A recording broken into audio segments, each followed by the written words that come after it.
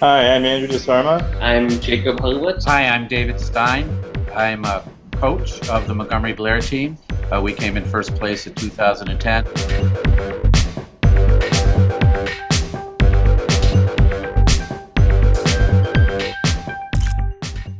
I definitely remember the problem.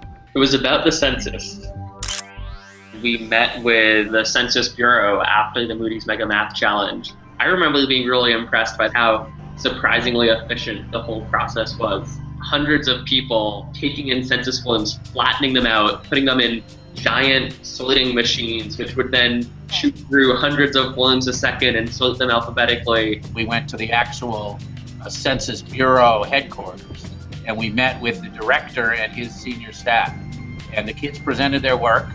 And I remember this vividly, and when the kids were done, the director looked at me and said, "Are those kids in high school?"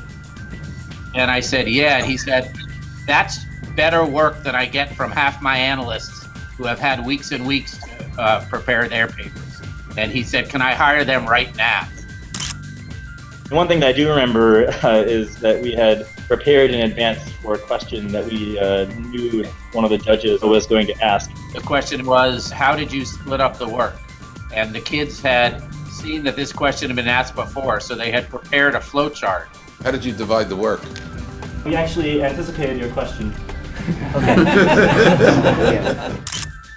I'm currently a senior at Harvard College, and I'm majoring in physics, also studying economics, and I'm doing a dual degree actually in applied math as well. I graduated from MIT a year ago with degrees in math and computer science, and I now work as a software engineer at Dropbox in San Francisco. The Moody's Challenge impacted me in like a real life way.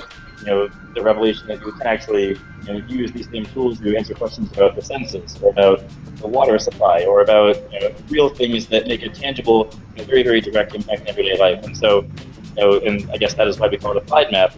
And so seeing what's really interesting and exciting about applied math, I think, got me thinking more about ways that I could apply math in areas that I found interesting, which is what I have found a path towards doing now in the future, and hopefully for a long time.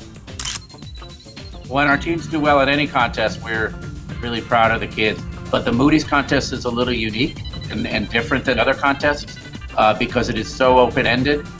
It is so spontaneous that they have to think on their feet so quickly and produce such a high level of work in such a little time that to have them win this contest in particular is extremely gratifying for me as their statistics teacher and me as their coach.